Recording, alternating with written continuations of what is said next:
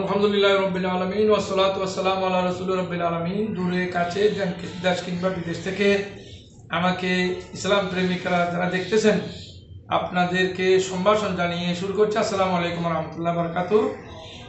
একজন প্রশ্ন করেছেন। আসসালামু আলাইকুম। আমি শুনেছি রাসূলগণ দোয়া করলে দোয়া কবুল হয়। হুজুর, এখন জানতে চাচ্ছি যে রাসূলগণ এভাবে কারোর জন্য দোয়া করেছেন কিনা।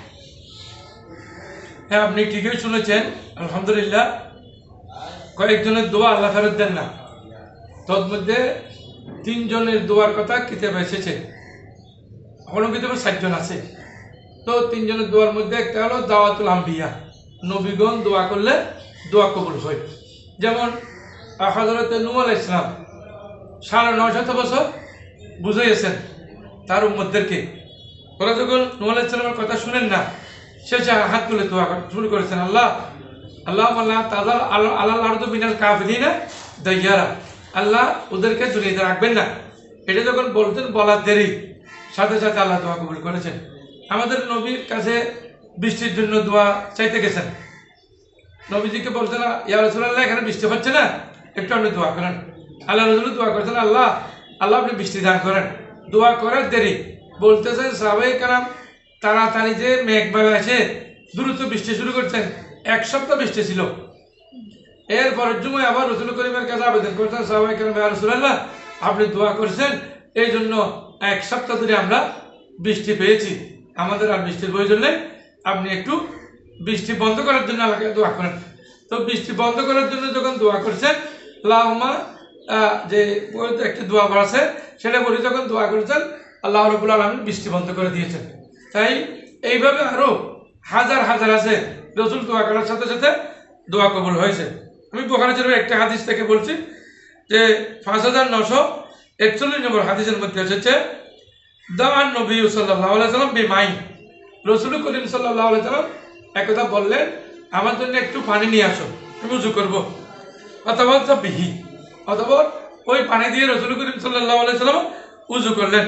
তুম্মা রাফা ইয়াদাইহি, ওযু করার পরে তার জন্য আল্লাহ রাসূল হাত তুলে দিয়েছেন। আল্লাহ রাফা ইয়াদাইহি মানে হাত তুলে দোয়া।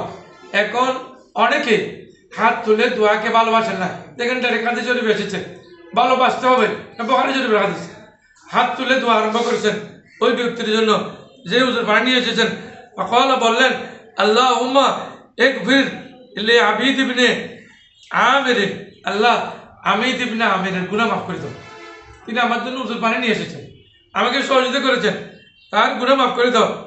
ওরাইতু, আমি দেখলাম, বেয়াজা ইবতাইহে, আমির রাদিয়াল্লাহু তাআলা বলেন যে আবিদ ইবনে আমির রাদিয়াল্লাহু তাআলা বলেন, আমি রাসূল করিম সাল্লাল্লাহু আলাইহি ওয়াসাল্লাম এখানে শুভ্রতাগুলো দেখলাম। মানে রাসূল এত সুন্দর করে হাত উঠিয়েছেন পুরো দিকে যে আমি রাসূল করিম সাল্লাল্লাহু আলাইহি ওয়াসাল্লাম এখানে নূরানি জলওয়া দেখে ফেললাম। এটা আমি দেখেছি, অর্থাৎ হাত এতটুকু তুলেছেন। তাই হাত তুলে করুক, হাত না তুলে করুক, যার যেভাবে ইচ্ছে আল্লাহর কাছে দোয়া করতে আল্লাহ বলছেন, উদউনি আস্তাজিব লাকুম, বলে দোয়া করে আমি দোয়া কবুল করব। তাহলে নবীগণের দোয়া কবুল হাদিস শরীফে এসেছে, বা দাওয়াতুল ওয়ালিদাইনে, পিতামাতার দোয়া কবুল, আবার মজলুমের দোয়া কবুল, বা দাওয়াতুল মজলুমে লা হিজাবা বাইনাহু ওয়া বাইনাল্লাহ, মজলুম দোয়া করার দেরি আল্লাহ কাছে দোয়া পৌঁছতে কোনো মাঝখানে পড়তে থাকে না। অত্যাচারিত ব্যক্তি দোয়া করলে দোয়া কবুল হয়। আবার হাদিস শরীফে এসেছে, বা দাওয়াতুস সাইম, যারা রোজাদার ব্যক্তি রোজা অবস্থায় দোয়া করলে দোয়া কবুল হয়। তাহলে নবীগণ দোয়া করার দেরি দোয়া কবুল হয়ে যায়। আল্লাহ ওনার জন্য দোয়া করেছেন, এবং হযরত আনাস রাদিয়াল্লাহু তাআলার জন্য দোয়া করেছেন, আল্লাহুম্মা আকসির মালাহু ওয়া ওয়ালাদাহু, আল্লাহ হযরত আনাস রাদিয়াল্লাহু তাআলা ধন সম্পদে বেশি বাড়াই দাও এবং তার সন্তানও বাড়িয়ে দাও, বৃদ্ধি করে দাও। তো হযরত আনাস রাদিয়াল্লাহু তাআলা আল্লাহর রহমতে অনেক সন্তান ছিল রাসূলের দোয়ার কারণে। তো আমরা দেখি এখানে আল্লাহুম্মা ইজআলহু ইয়াওমাল কিয়ামাতি ফাওকা কাসীরুম মিন খালকিকা মিনান নাস, আল্লাহ কিয়ামতের ময়দানে অনেক মানুষের উপরে তাকে মর্যাদা দান করো।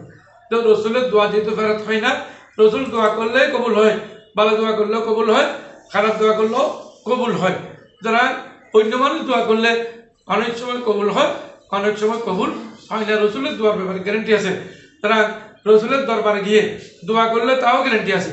আল্লাহ বলছেন ইস্তাজিবু লিল্লাহি ওয়া লিররাসূলি ইযা দাআকুম, রসুল ডাকলে তখন সেখানে যাও। জাউকা ফাস্তাগফিরুল্লাহ ওয়াস্তাগফারা লাহুমুর রাসূলু লাওয়াজাদুল্লাহ তাওয়াবুর রহিমা।